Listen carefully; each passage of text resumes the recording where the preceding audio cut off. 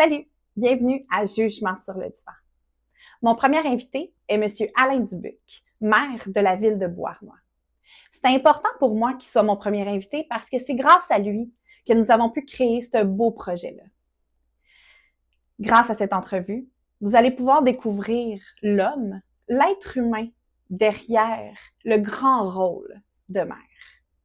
Donc, sans plus tarder, je vous invite à regarder Jugement sur le divan. Bonne écoute!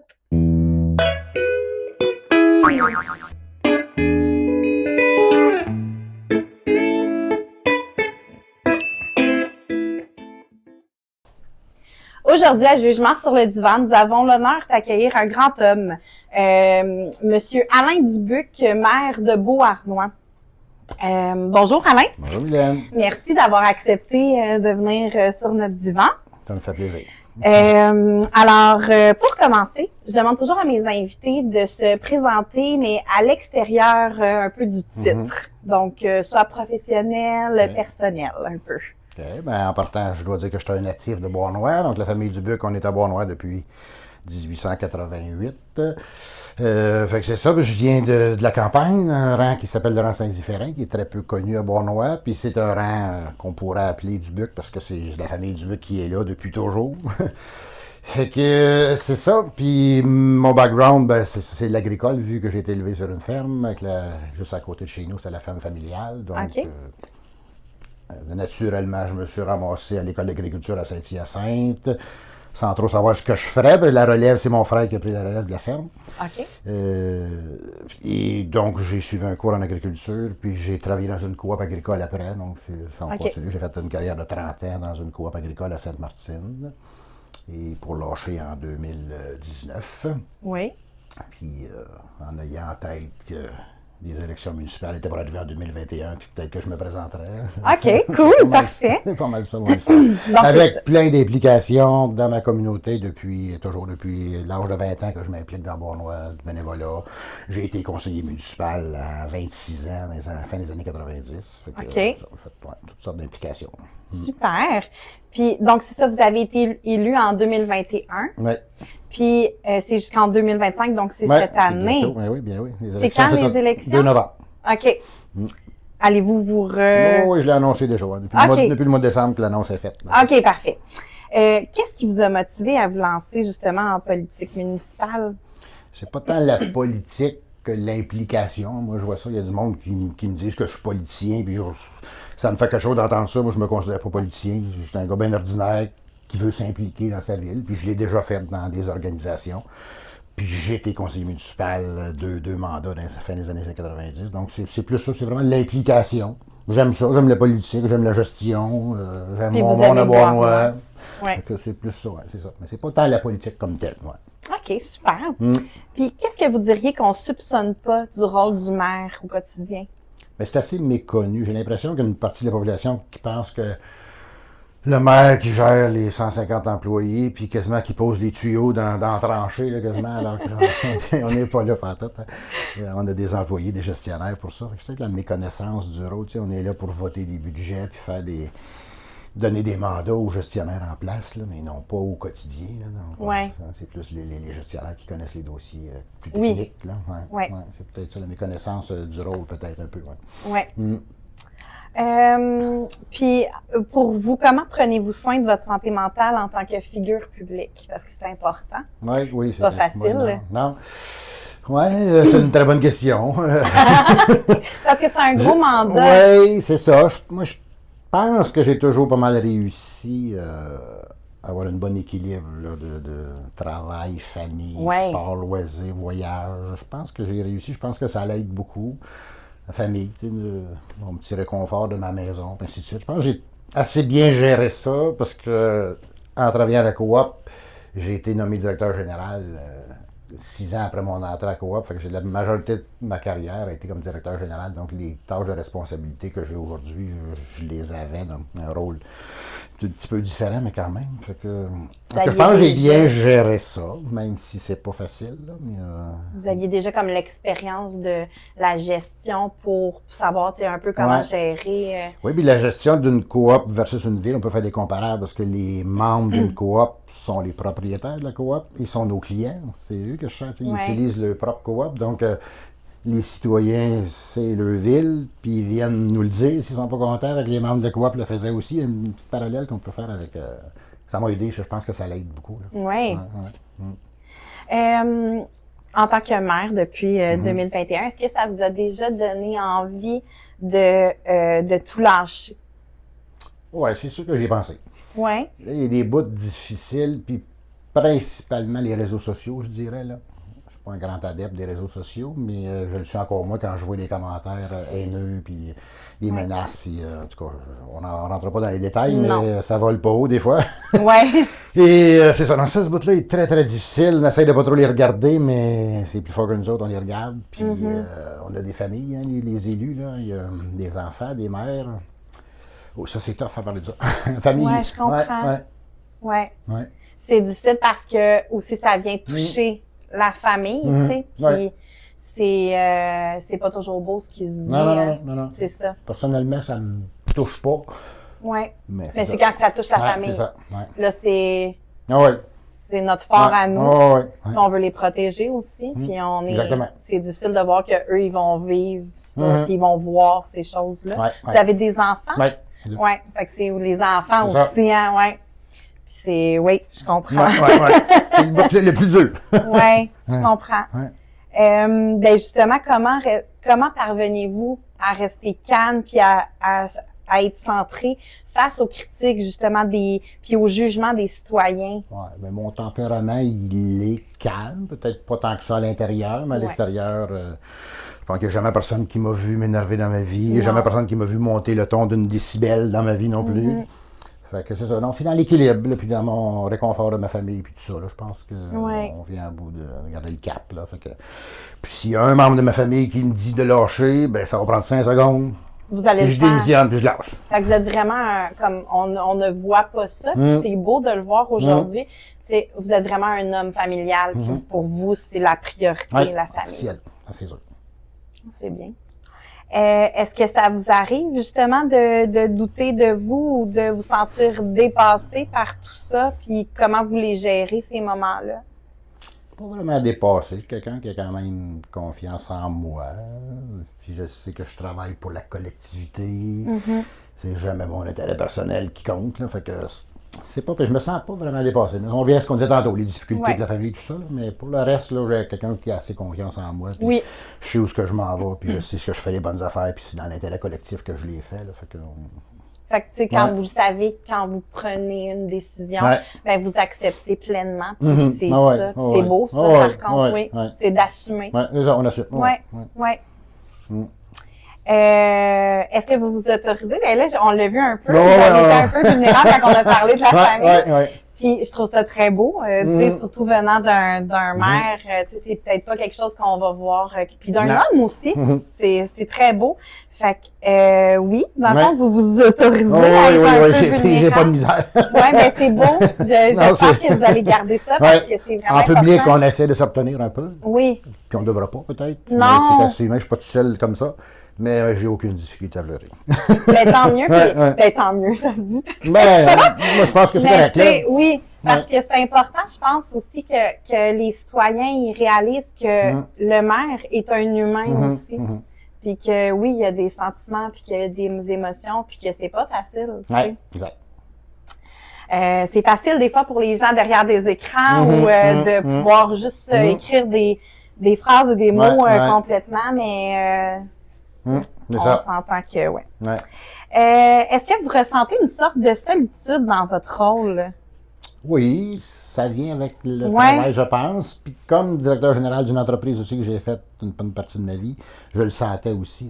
Mais je partage. Tu as un conseil d'administration en haut de toi, puis après ça, tu as des employés, mais sur ta ligne, là, en tout cas, tu es comme tout seul un peu.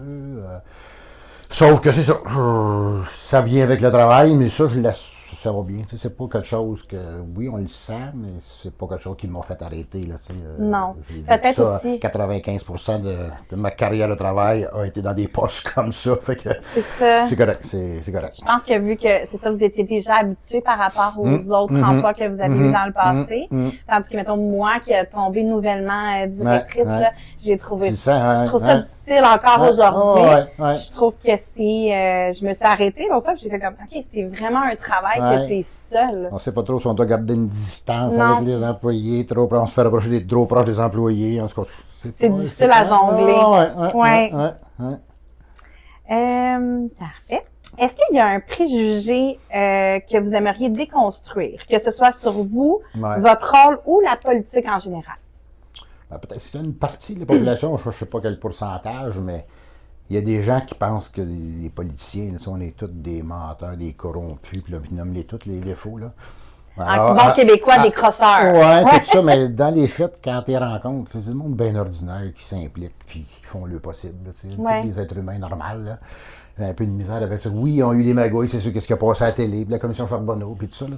Jusqu'à des humains, ils vont à l'illuminerie, là, mais en général, là, c'est du monde bien ordinaire, puis ils sont pas mieux, puis pas pires que le reste de la population. Là.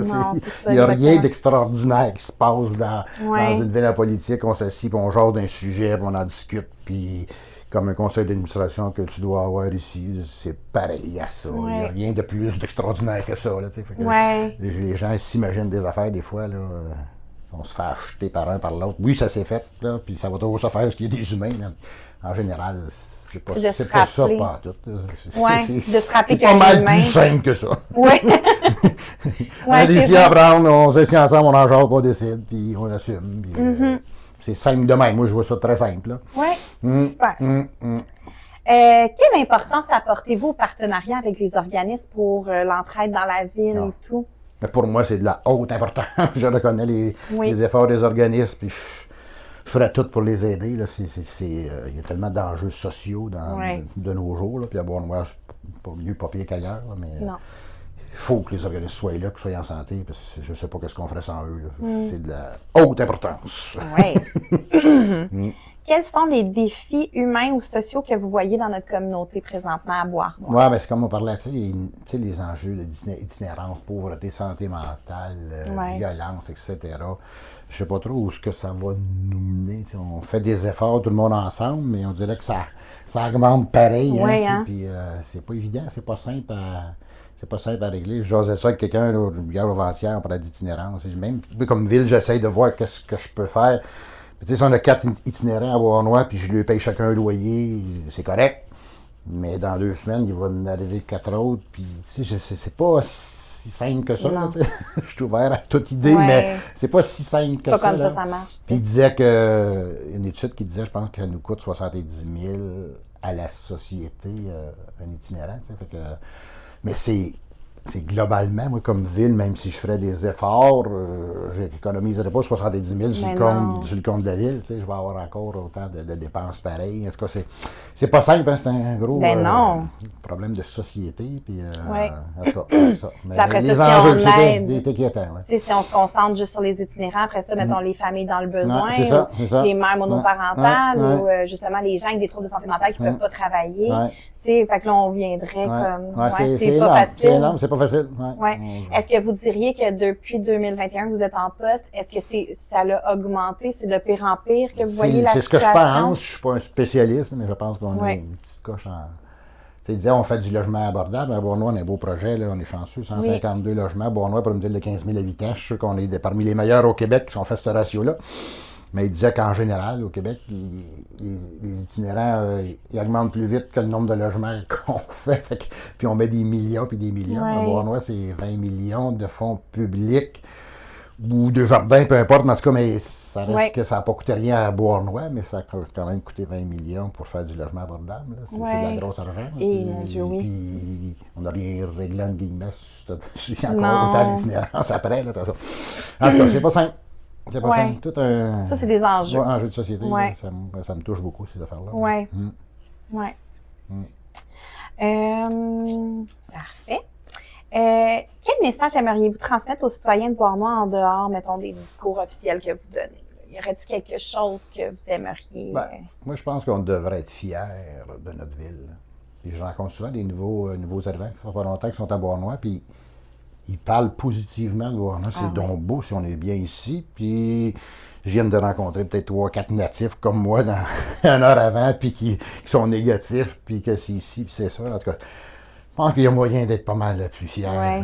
Un peu plus de confiance en nous, puis de fierté envers notre ville. Là, je pense Mais c'est beau, Beauharnois. Ben, moi, je le pense, Oui, mais ça a je l'entends évolué. pas assez Ouais. à mon goût. Oui. Ouais, Je comprends. On pourrait focusser un peu plus sur le positif que sur le négatif. Oui, ça serait le fun, Ouais, ça, hein? ouais, Ouais. ouais. Puis si vous aviez un conseil, un seul conseil de vie à donner à quelqu'un qui aspire devenir mère, est-ce qu'il y en aurait un? Mais mère ou n'importe quoi d'autre, je peux donner mon exemple personnel. Je suis quelqu'un d'introverti, gêné, qui parle pas beaucoup. Puis j'ai tout fait le contraire. Moi, je pense que quelqu'un comme moi, ça finit, pas fini, c'est pas négativement, mais Ouais. j'aurais fini peut-être dans un bureau de comptable à pas voir grand monde, vu ma personnalité, mais j'ai des objectifs puis des rêves. Fait que c'est pas parce qu'on est gêné et introverti qu'on peut pas arriver à quelque chose. Ouais. Je dirais à ceux qui sont comme moi puis qui ont le goût, ben c'est faisable. Ah, c'est un gros poste, hein, Ouais. pour quelqu'un d'introverti Ouais. puis gêné. Puis un livre que je recommande, ça s'appelle Les Rois du silence. OK. C'est un journaliste, je pense, de Radio-Canada qui a écrit ça. Puis je lis ça, là, puis je me reconnaissais tellement wow. là-dedans. Lui, il a réussi à être journaliste, puis à être devant des micros aujourd'hui. Il a passé au travers de tout ça, mais ça reste un obstacle. Là. Ouais. Tu sais, à l'école, je refusais carrément de faire un exposé oral. Là. J'aimais mieux avoir 0. Puis là, vous passez votre temps à faire ça. J'avais 0, puis je me reprenais dans les autres affaires parce que j'étais bon à l'école. Mais tu sais, je suis rendu mère aujourd'hui. Là. Wow, ça doit être un challenge. Ouais, mais c'est vraiment la plus grande fierté, pas d'être mère, de passer au travers ça, puis d'accéder à des choses que tu veux faire. Là. Ouais. Ah, c'est grand, ça, c'est OK. Puis, pour terminer, Ouais. est-ce que vous auriez un message à transmettre aux citoyens qui vivent avec des troubles de santé mentale? De venir ici. Ah oui? Dalia. En effet, oui, c'est le meilleur Moi, je suis pas message. très spécialiste là-dedans. Fait que si j'ai quelqu'un qui me pose cette question-là, je l'amène ici. Oui, on aime ça. Oh, je suis d'accord avec ce C'est ça. message-là. C'est ça que je fais, c'est sûr. Bien, merci beaucoup, Alain, d'avoir accepté de venir sur mon divan. Puis, surtout, c'était très intéressant de connaître l'humain. Je pense qu'on gagne vraiment à connaître qui est Alain Dubuc en arrière du grand rôle de mère. Merci pour l'invitation. Tu sembles être quelqu'un de très sensible et très plus que qu'est-ce qu'on va tout dire sur les réseaux sociaux. Et je voudrais finir aussi par dire merci énormément d'avoir accepté de nous donner la chance de pouvoir faire ce balado-là. Pour nous, c'est vraiment important. Puis c'est vraiment, on veut vraiment aller montrer à la communauté tous les préjugés, les tabous et ces choses-là. Fait que, ben merci. Ça me fait plaisir. Merci beaucoup.